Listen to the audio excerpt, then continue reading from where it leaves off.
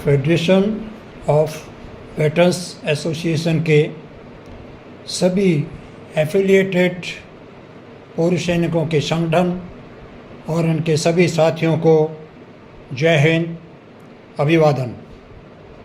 साथियों, हमारा जायज़ मांगों के लिए जो आंदोलन 20 फरवरी 2023 से चल रहा है और उस आंदोलन की कड़ी के अंदर हमारे लाखों पूर्व सैनिक भाइयों ने 3 अप्रैल को ज्ञापन दिया जो बहुत प्रभावी रहा। उसके बाद 30 अप्रैल को जो सभी सांसदों को ज्ञापन प्रस्तुत किए गए वो उससे भी ज़्यादा प्रभावी और असरकारक रहे हैं। मैंने कल जो काउंसिल का वर्चुअल मीटिंग हुआ था उसके बारे में आपसे सभी से विचार विमर्श करके मीटिंग की जो भी बिंदु थे उससे आपको मैंने अवगत कराया था। साथियों, मैं आपको विश्वास दिलाता हूं कि हमारा संगठन किसी भी तरीके से कुछ लोगों के हाथ के अंदर केंद्रित नहीं रहेगा। उसके अंदर तमाम संगठनों का समान भागीदारी रहेगा। न केवल मैनेजमेंट में बल्कि किसी भी संगठन के लिए बहुत ही ज़रूरी होता है उसका अकाउंट्स और बैलेंस शीट का ट्रांसपेरेंट होना और सभी के लिए सुलभ उपलब्ध होना। आपको ये देखकर बड़ी प्रसन्नता होगी कि हमने बायलाज के अंदर इतने रिस्ट्रिक्शंस लगाए हैं कि कोई भी संगठन का पदाधिकारी हमारे इस फेडरेशन के फंड्स का दुरुपयोग बिल्कुल भी नहीं कर पाएगा। ये मैं आपको विश्वास दिलाता हूँ। रही बात हमारे आंदोलन की, साथियों, हमारी सभी मांगें जायज़ हैं। सरकार को हमारी बात सुनना ही पड़ेगा। आज सैकड़ों की तादाद में इंडिया के कोने कोने में कार्यरत जो पूर्व सैनिक संगठन हमसे जुड़े हैं और उन संगठनों में जो उनके सदस्य हैं लाखों की संख्या में, वो एक बहुत ही हमारी बड़ी ताकत बन चुके हैं। साथियों, किसी भी कार्य को करने के लिए खाली मुंह ऊपर करके आगे चलने से सफलता नहीं मिलती है।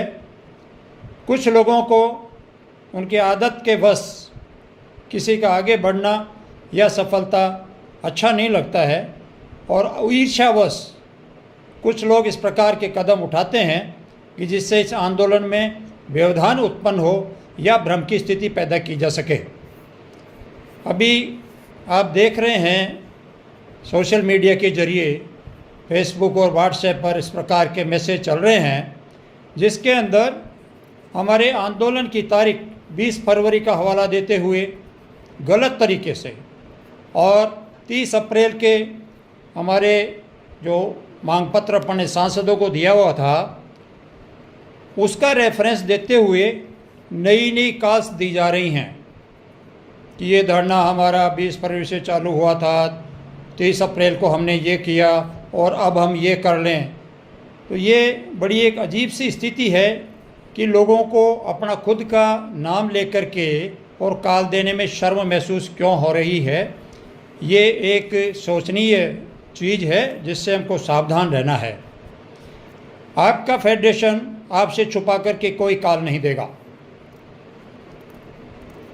जो भी निर्णय होंगे वो संगठन से जुड़े हुए सभी संगठनों की सहमति से ही होगा। मैं ये आप सभी को क्लियर करना चाहता हूँ कि इस फेडरेशन के अंदर चाहे किसी संगठन के पास में 500 सदस्य हैं, चाहे किसी के पास में 1000 है, किसी के पास लाख है या किसी के पास 5 लाख है, उसके बावजूद भी उनका रिप्रेजेंटेशन इक्वल होगा और बिना सहमति के कोई भी निर्णय नहीं लिया जाएगा। फिलहाल जंतर मंतर पर हमारा धरना सुचारू रूप से चल रहा है। कुछ संगठन है जो गलत तरीके से हमारे इस आंदोलन की आड़ लेकर के गलत निर्णय दे रहे हैं, गलत कॉल दे रहे हैं, लेकिन हमारा संगठन क्योंकि एक अच्छे काम के लिए आगे बढ़ा है, इस राष्ट्र को समर्पित रहे लाखों पूर्व सैनिकों और वीरांगनाओं के वेलफेयर के लिए संघर्ष कर रहा है हमारा फेडरेशन। और जिस फेडरेशन में इतनी ताकत हो वो कभी भी गलत तरीके से किसी का सहारा या आड़ लेकर के न तो कोई कदम उठाएगा न किसी प्रकार की कोई कॉल देगा। फेडरेशन ऑफ वेटरन्स एसोसिएशन जो कुछ भी काम करेगा बिल्कुल डंके की चोट सरेआम सभी संगठनों की सहमति से उसकी घोषणा करेगा और उसका क्रियान्वयन करेगा। सभी साथी निश्चिंत रहें, सजग भी रहें और कोशिश करते रहें कि हमारी ताकत को और भी बढ़ावा मिले, किसी के बहकावे में आकर के भ्रमित नहीं हों और भविष्य के लिए एक बड़ी ताकत फेडरेशन में से केंद्रित हो जाए, जिसकी वजह से सरकार को बिना इतना लंबा आंदोलन चलाए या बार बार प्रार्थना किए ही हमारी मांगों पे संज्ञान लेने को मजबूर होना पड़े।